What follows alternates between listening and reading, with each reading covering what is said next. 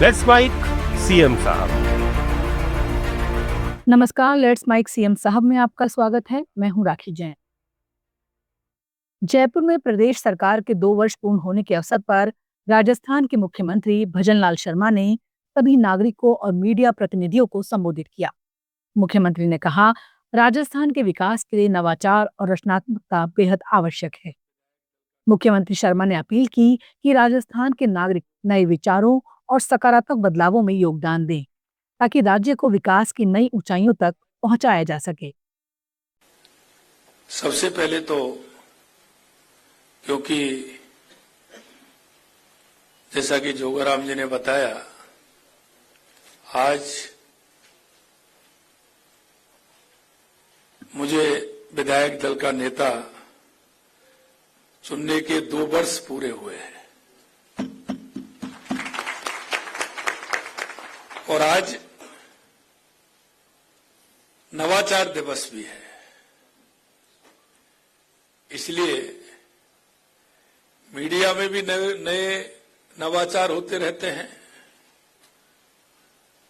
और ये गुंजाइश सभी में है नवाचार करने की।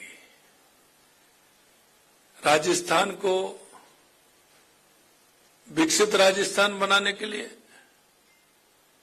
उत्कृष्ट राजस्थान बनाने के लिए, सर्वश्रेष्ठ राजस्थान बनाने के लिए आप सभी को और आपके माध्यम से राजस्थान के सभी भाई बहनों से आग्रह करता हूं कि इस नवाचार में आप सभी का भी योगदान रहे। इसके लिए मैं नवाचार दिवस की बहुत बहुत शुभकामनाएं देना चाहता हूं। मित्रों, आज 2 वर्ष का रोड मैप, जैसा कि हमारे देश के यशस्वी प्रधानमंत्री नरेंद्र मोदी जी कहते हैं, क्योंकि जनता के आशीर्वाद से केंद्र में और राज्य में हमारी सरकार। भोपाल में प्रदेश सरकार के 2 वर्ष पूर्ण होने पर मध्य प्रदेश के मुख्यमंत्री मोहन यादव ने सरकार के कामकाज की समीक्षा और उपलब्धियों को लेकर महत्वपूर्ण बयान दिया। मुख्यमंत्री ने कहा, ये पिछले 2 वर्षों की समीक्षा है जिसके आप सभी साक्षी रहे हैं। सरकार बनने के बाद विभिन्न विभागों और योजनाओं में अनेक कार्य पूरे किए गए हैं। उन्होंने बताया, इस माह से सरकार ने समीक्षा प्रक्रिया में एक नवाचार जोड़ा है। अब केवल बजट वाले विभागों की साल में 2 बार समीक्षा करने के बजाय पिछले 2 सालों में हुई सकारात्मक उपलब्धियों को भी विशेष रूप से प्रस्तुत किया जाएगा। भी मैं प्रेस वार्ता में कोई नई बात या ऐसी कोई अलग से बात नहीं कर रहा हूं। ये हमारे आपके सबके साथ बीते हुए 2 वर्ष के, जिसके आप भी साक्षी हो, और शासन की योजनाओं में कमोबेश अगर हम कोई किसी वर्ग से बात करें तो सबसे पहले प्रेस के वर्ग से ही रूबरू होना पड़ता है और प्रेस के माध्यम से वो बातें समाज तक, नीचे तक जाती भी है। उसी सिलसिले में यद्यपि ये सरकार के गठन के साथ जो जो काम किए गए हैं, विभाग भी बहुत सारे हैं, योजनाएं भी बहुत सारी है और बहुत सारी योजनाओं में बहुत सारे क्षेत्रों में काम करने का प्रयास भी किया गया। लेकिन काम को करते करते ये बात भी सही है कि समय 2 साल का लगा, लेकिन ये काम भी इतना बड़ा रहता है कि 2 साल भी बहुत, अगर हम पीछे देखो तो बहुत लगते हैं, आगे देखो तो बहुत कम लगते हैं। तो ये इसीलिए हमने इसी के साथ पिछले इसी महीने से 2 साल की समीक्षा बीते कामों की और 3 साल के टारगेट विभागवार इस दिशा में काम करना प्रारंभ किया था और वो सिलसिला चल भी रहा, काफी हद तक हो भी गया है।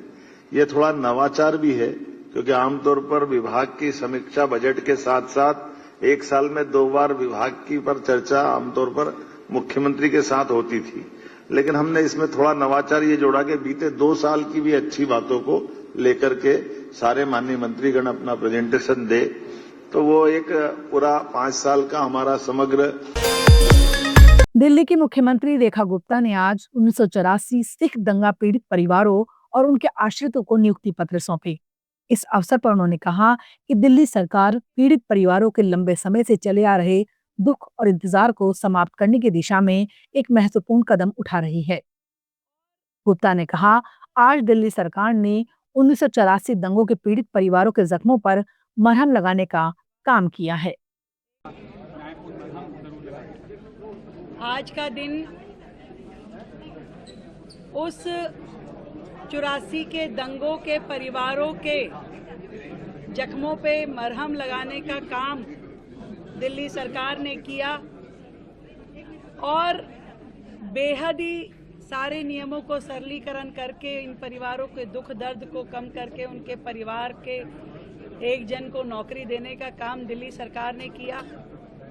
वर्षों से ये मन में आस लिए पिछली सरकारों के दरवाजों पे हमारे ये सिख परिवार धक्के खाते रहे, अपनी तकलीफ बताते रहे, कभी अदालतों की हाजिरी भरी और कभी हाथ जोड़ निवेदन किया, पर उनकी सुनवाई उस प्रकार से नहीं हो पाई। मुझे खुशी है कि गुरु साहब ने ये सेवा हमें दी। मैं हमारे मंत्री सिरसा साहब का भी धन्यवाद करती हूँ कि जो लगातार इस काम को करने में उन्होंने अपने एफर्ट लगाए और आज उन परिवारों को हम नौकरी देने में सफल हो पाए। बाकी भी जो सूची बची है उसको भी हम जल्द उनकी कार्रवाई पूरी करने के बाद देंगे और मैं सबको हाथ जोड़ के प्रणाम करती हूँ और उनका जीवन आगे सुखमय हो इसकी कामना करती हूँ। उम्र की बंदिश हटा दी गई है, बड़ा बिल्कुल उम्र की बंदिश हटा दी गई, एजुकेशन की बंदिश हटा दी गई, नियमों का बहुत ज़्यादा सरलीकरण किया ताकि सच में उन्हें रिलीफ मिल सके और सालों से जो समस्या उनके जीवन की थी उसको समाधान हो। बड़ा फैसला बीते हिमाचल प्रदेश के मुख्यमंत्री सुखविंदर सिंह सुक्खू ने आज ट्राइबल एडवाइजरी कमेटी की बैठक के बाद जनजातीय क्षेत्रों में विकास को लेकर जानकारी दी। मुख्यमंत्री ने कहा, बैठक में जनजातीय समुदायों से जुड़े मुद्दों को समझने और उनके समाधान की दिशा में विस्तार से चर्चा की गई। उन्होंने कहा, ट्राइबल इलाकों से जुड़ी योजनाओं पर गंभीरता से विचार किया जाएगा। हमारा प्रयास है कि हम ट्राइबल क्षेत्रों में बेहतर विकास कर सकें और उनकी योजनाओं को तेजी से आगे बढ़ा सकें।